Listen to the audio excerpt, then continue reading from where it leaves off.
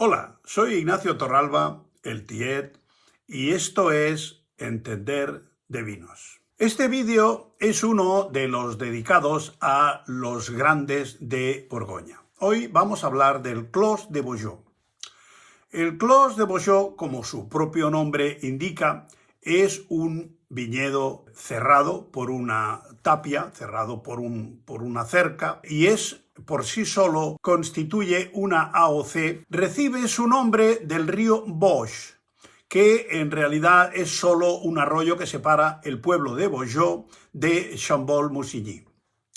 Tiene 50,6 hectáreas y es el mayor de la Côte de Nuits. Corton, en la Côte de Beaune, es el mayor de la Borgoña.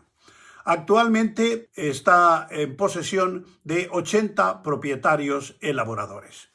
Fue creado por los monjes cistercienses de la abadía de Citeaux, con los viñedos donados y comprados en los años 1109 a 1115. Era un solo viñedo y se rodeó de un muro en el año 1336, un muro de 3 kilómetros de longitud. Los frailes, desde luego, siempre han sido muy trabajadores y no les importaba que el muro tuviera 3 kilómetros o 30. Ahí le hicieron un buen muro al viñedo y sigue protegiéndolo de delimitación de fronteras, etc. Queda claro que del muro para adentro es el viñedo. El Château del Clos de Vougeot está en el interior también de la muralla, se construyó en 1551 y se reconstruyó y se amplió una pequeña capilla que había en el Château. Desde 1945 es la sede de la Confrérie des Chevaliers de Tastevin. Es una cofradía de miembros del mundo del vino. Como todos los viñedos franceses, que la mayoría eran de la iglesia y de nobles, durante la Revolución Francesa fueron arrebatados a la iglesia y por el Estado francés de la época y vendidos a compradores privados. En el año 1818, el castillo y los viñedos de la Clos de Vougeot fueron adquiridos por Julien Jules Aubrard, que era un banquero, que también compró por aquella época el viñedo de la Romanée-Conti. Hasta ese momento, Clos de Vougeot era un monopol. Ya sabéis que monopol es el viñedo que es de un solo propietario.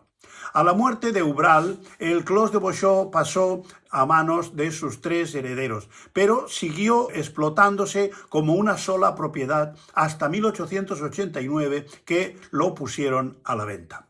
Lo compraron 6 comerciantes de vino de Borgoña y por primera vez en 700 años el viñedo fue subdividido y, lógicamente, dejó de ser un monopol.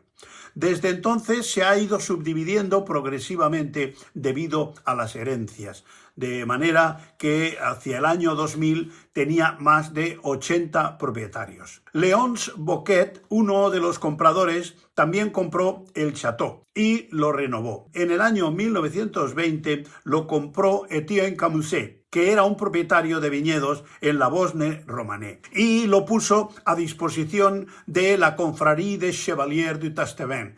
Y el 29 de noviembre de 1944 lo vendió a la organización Société Civile des Amis du Château del Clos de Vougeot, que concedió a la Confrérie des Chevaliers de Tastevin, que tiene aproximadamente unos 12.000 socios, un contrato de arrendamiento de 99 años. O sea que le quedan ahora 20 o 21 que se vayan preparando para la renovación porque les queda poco. Ahora os enseño algunos de los vinos que se producen en el Clos de Vougeot, porque claro, siendo de la misma denominación de origen, lo que sí tienen son elaboradores diferentes que aplican diferentes sistemas e incluso tienen diferentes precios.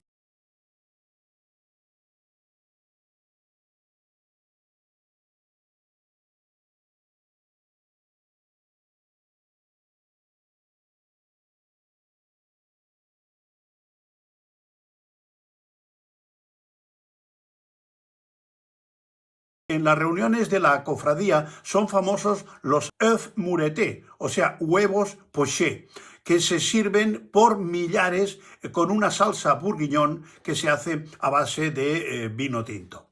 El castillo, el château de la Clos de Vougeot, está abierto para ser visitado por turistas o aficionados al mundo del vino durante todo el año. Porque hablar de los vinos más importantes de Borgoña también es entender de vinos.